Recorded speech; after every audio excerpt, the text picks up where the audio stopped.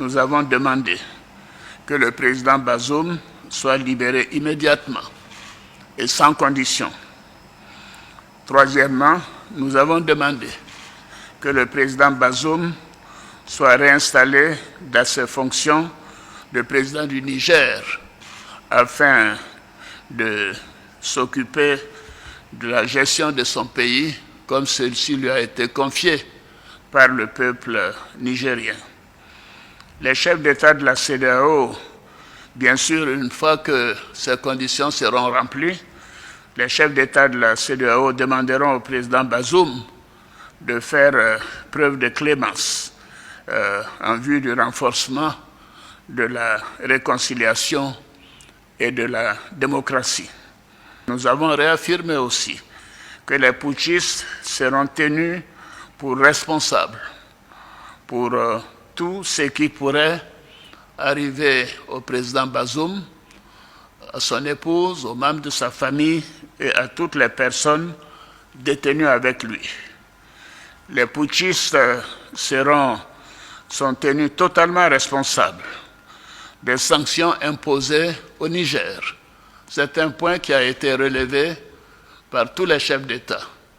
S'il n'y avait pas eu de tentative de coup d'État, il n'y aurait pas eu de sanctions sur le peuple nigérien, frère. Et nous tenons à le souligner.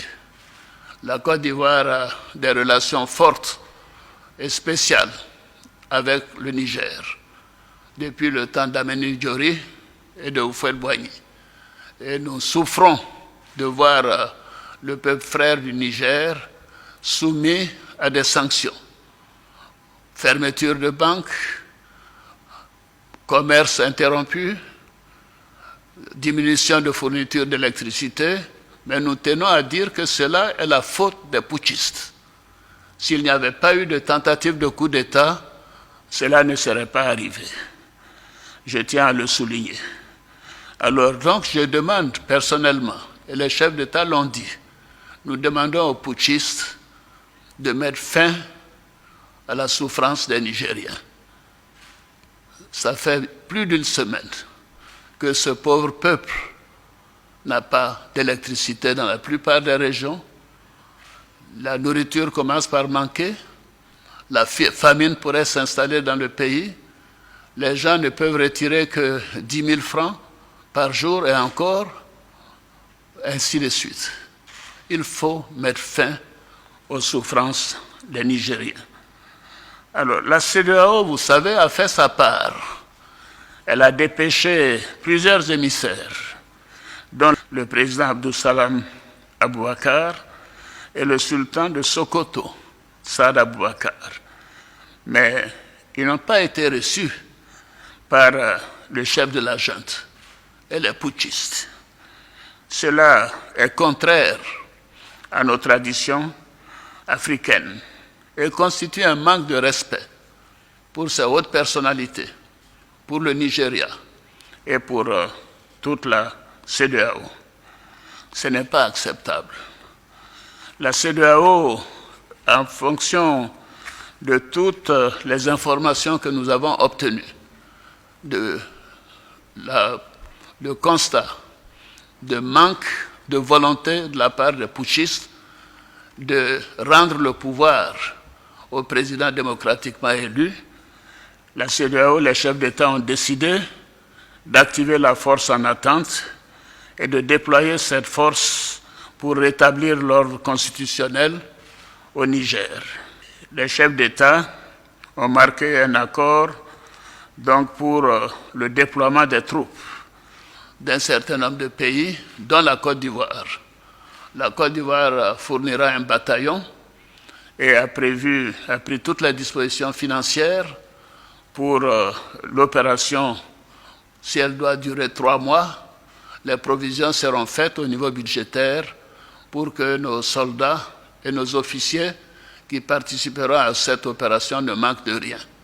Donc la Côte d'Ivoire est prête et je viens de donner instruction au chef d'état-major général des armées de commencer la mobilisation de ces troupes pour leur participation à cette opération de la CEDEAO.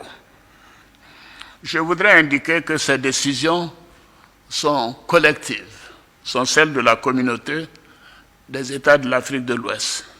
Ce ne sont pas des décisions qu'il faut attribuer à un État, que ce soit le Nigeria ou la Côte d'Ivoire ou le Bénin. Ces trois pays déjà ont indiqué leur capacité de participer à cette opération. D'autres pays le feront bientôt. Donc la conférence des chefs d'État tient à le faire savoir que c'est une opération de la CEDEAO. Ce n'est pas une opération des Nigérians contre les Nigériens ou des Béninois contre les Nigériens, puisque ces deux pays sont des pays voisins du Niger. Bien évidemment, ce n'est pas une opération ivoirienne contre nos frères nigériens. Mais nous sommes déterminés à réinstaller le président Bazoum dans ses fonctions de président démocratiquement élu de la République du Niger. Nous appliquons ainsi les textes et les protocoles de notre communauté. Alors, notre objectif, comme vous le constatez, est la paix et la stabilité dans notre sous-région. Et surtout, le bien-être de nos populations et le développement de nos pays. Depuis que des putschs sont arrivés dans la sous-région, on peut constater qu'aucun des pays où il y a eu un putsch n'a amélioré sa situation économique ou sa situation sécuritaire. Donc les coups d'État ne sont pas la solution. Et nous tenons à le faire savoir. C'est ce qui explique la gravité de cette situation et la volonté des chefs d'État que nous sommes à faire en sorte que cela cesse. Je vous remercie.